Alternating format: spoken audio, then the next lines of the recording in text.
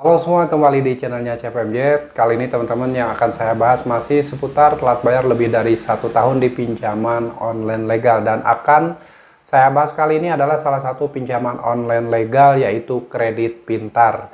Siapa di antara teman-teman semuanya yang pernah menjadi nasabah Kredit Pintar, sudah merawat pinjol Kredit Pintar bertahun-tahun dan akhirnya terpaksa telat bayar bahkan gagal bayar? Apa saja resiko yang kalian rasakan ketika telat bayar? Mungkin ada yang sudah lebih dari 1 tahun telat bayar di pinjol Kredit Pintar. Silakan kalian bisa berbagi pengalaman dengan menuliskan di kolom komentar. Dan kali ini saya akan sharing seputar pengalaman dari teman-teman saya ketika telat bayar lebih dari 1 tahun di Kredit Pintar. Seperti kita tahu, pinjaman online Kredit Pintar merupakan aplikasi pinjaman online yang sudah terdaftar di Otoritas Jasa Keuangan dengan status legal. Nah, ketika Anda mungkin yang saat ini belum pernah meminjam uang di aplikasi Kredit Pintar, ini saya kasih tahu ya, syaratnya hanya data-data di KTP.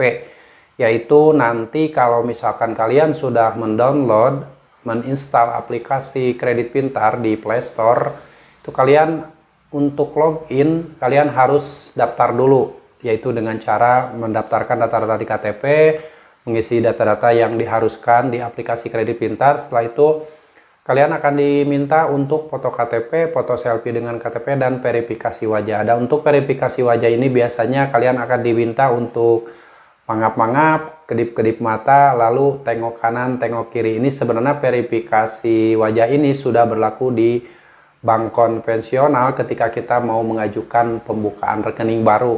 Itu di bank konvensional ada yang sudah menggunakan verifikasi wajah secara online ketika membuat rekening baru, ketika membuka rekening baru ya. Jadi buat teman-teman jangan heran ketika kalian mau meminjam uang di Kredit Pintar juga, pasti kalian akan diminta untuk verifikasi wajah, yaitu dengan mangap-mangap, ada yang tengok kanan, tengok kiri, kedip-kedip. Nah, buat teman-teman yang mungkin saat ini sudah banyak yang menjadi nasabah Kredit Pintar, sudah capek gali lubang tutup lubang, sudah lelah, segala yang kita punya sudah terjual karena terus-terusan berusaha merawat pinjaman online Kredit Pintar, dan akhirnya suatu ketika kalian mentok karena sudah tidak punya uang lagi, tidak punya kemampuan lagi untuk bayar, dan kalian pasti ketakutan, kebingungan apa yang harus dilakukan. Nah, ini saya akan sharing seputar telat bayar lebih dari 1 tahun di Kredit Pintar. Ketika kalian pertama kali meminjam uang di Kredit Pintar itu biasanya limitnya itu kan variatif, banyak pilihan. Yang saya ceritakan ini adalah ketika meminjam uang di Kredit Pintar sekitar tahun 2019, 2020, 2021. Jadi Kredit Pintar itu pilihan tenornya ada yang 30 hari, ada yang 2 bulan atau 3 bulan, dan untuk nilai nominal utama pinjaman yang bisa kita pinjam itu pertama ada yang minimal Rp900.000 tenor 30 hari. Lalu ada yang nominal pinjaman itu bisa Rp1.200.000, ada Rp2.300.000, ada juga sampai Rp3.000.000. Itu tergantung limit yang ditawarkan pada kita oleh perusahaan Kredit Pintar. Dan kalau misalkan kita semakin lama merawat pinjol Kredit Pintar dengan pembayaran yang lancar, tidak pernah telat 1 hari pun, itu limit kita akan terus naik, akan terus ditawarkan pinjaman yang lebih besar oleh perusahaan pinjol Kredit Pintar tersebut. Nah, ketika kalian mencoba meminjam uang di Kredit Pintar dan setelah jatuh tempo itu tenor 30 hari itu bunganya waktu itu masih 0,4% per hari. Jadi kalau misalkan pinjam Rp1.000.000, dalam waktu 30 hari itu kalian harus mengembalikan Rp1.140.000. Itu 3 tahun yang lalu ya. Kalau untuk sekarang kan di akhir tahun ini sudah ada aturan baru dan akan diberlakukan di awal tahun 2024, di mana bunga pinjaman online legal itu 0,3% per harinya, itu maksimal, di luar biaya layanan, di luar biaya administrasi di awal. Nah, dulu juga ketika meminjam uang di Kredit Pintar juga ada yang dipotong di awal, tapi tidak terlalu besar. Tapi untuk yang tahun-tahun 2019, 2020 itu tidak ada potongan di awal ya, tidak ada potongan di awal. Jadi kalau misalnya pinjam 1 juta, cairnya juga Rp1.000.000. Nah, selanjutnya ketika kalian terus merawat pinjol dan sudah mentok tidak mampu bayar lagi, akhirnya telat bayar bahkan sampai lebih dari 1 tahun. apa yang kalian rasakan. Nah, selama proses menjadi nasabah kredit pintar itu dari awal, misalkan udah 1 bulan, 2 bulan, 3 bulan, bahkan sudah melebihi 1 tahun menjadi nasabah kredit pintar. Nah, ketika beberapa tahun yang lalu di akhir tahun itu kredit pintar tiba-tiba menaikkan perhitungan persentase bunganya. Ada sekitar tahun 2022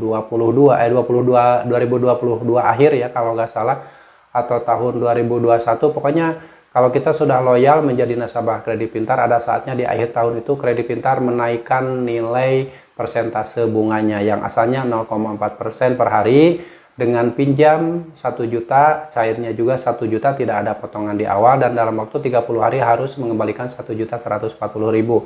Nah, ketika kalian meminjam di akhir tahun 2022 sekitar bulan September atau Oktober, itu kredit pintar menaikkan suku bunga atau menaikkan persentase bunganya. Nah, di mana ketika meminjam 1 juta rupiah itu cairnya tidak 1 juta, tapi ada potongan administrasi di awal. Lalu setelah itu cicilannya juga atau pembayarannya juga berubah jadi lebih mahal, lebih dari 1.140.000. Jadi kalian harus berhati-hati ketika mengalami, sampai saat ini mungkin ada yang masih menjadi nasabah kredit pintar dan mengalami ketika bunganya tiba-tiba berubah, lebih naik, lebih mahal, dan ada potongan administrasi di awal.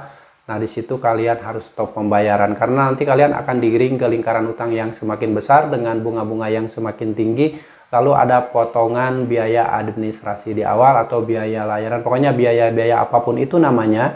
Yang jelas kalau kalian sudah mengalami hal itu, lebih baik stop pembayaran, jangan dilanjutkan.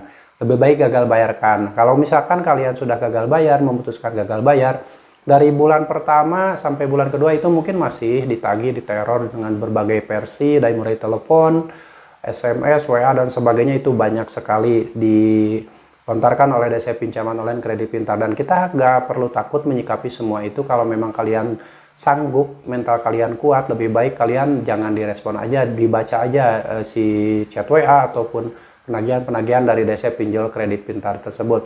Lain halnya ketika kalian memang sudah tidak kuat mental, tidak merasa nyaman dengan penagihan-penagihan yang dilontarkan oleh DC Pinjol Kredit Pintar, sebaiknya saat itu pula kalian harus ganti kartu dan reset HP ke setelan pabrik. Itu akan mengamankan diri kalian dari teror-teror yang dilakukan oleh DC Pinjaman Online Kredit Pintar. Dan kalau kalian sudah telat bayar lebih dari 1 tahun, apa saja yang terjadi? Apakah didatangi DC lapangan? Ternyata pengalaman teman-teman saya ketika telat bayar lebih dari 1 tahun di pinjaman online kredit pintar itu, belum ada debt collector lapangan yang datang ke rumah. Terus teror juga berhenti karena nomor diganti dan HP direset ke setelan pabrik.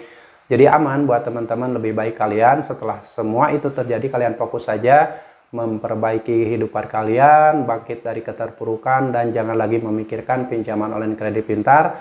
Lalu setelah itu kalian bisa fokus mencari duit, mencari peluang-peluang untuk mendapatkan uang untuk ditabung demi kemajuan masa depan kalian dan demi membangun masa depan keluarga kalian yang lebih baik. Jangan terus-terusan memikirkan pinjaman online kredit pintar, lupakan semua itu. Dengan dilupakan semuanya, kalian akan hidup normal, hidup tenang tanpa memikirkan penagihan-penagihan yang dilakukan oleh DC Pinjaman Online Kredit Pintar. Lebih baik abaikan semuanya dan kalian bisa lebih fokus dengan aktivitas kalian sehari-hari. Dan jangan lupa buat teman-teman yang saat ini mungkin masih dalam kesulitan ekonomi, kesulitan dalam kehidupan, kesulitan dalam keluarga, sebaiknya kalian jangan lupa untuk selalu meminta pertolongan sama Allah, meminta bantuan sama Allah, dan mendekatkan diri pada Allah dan selalu beribadah sama Allah, memperbaiki ibadah kita, memperbaiki banyak sholawat, banyak istighfar, dan memohon ampun pada Allah. Karena mungkin sampai saat ini kalian masih terjun ke dunia pinjaman online yang penuh riba, yang itu akan menyengsarakan kehidupan kalian di kemudian hari. Jadi sekarang stop pinjaman online, jauhi pinjaman online, jangan pernah coba-coba lagi meminjam uang di aplikasi pinjaman online manapun. Oke, semoga bermanfaat. Sampai jumpa lagi di video saya selanjutnya. Wassalamualaikum warahmatullahi wabarakatuh.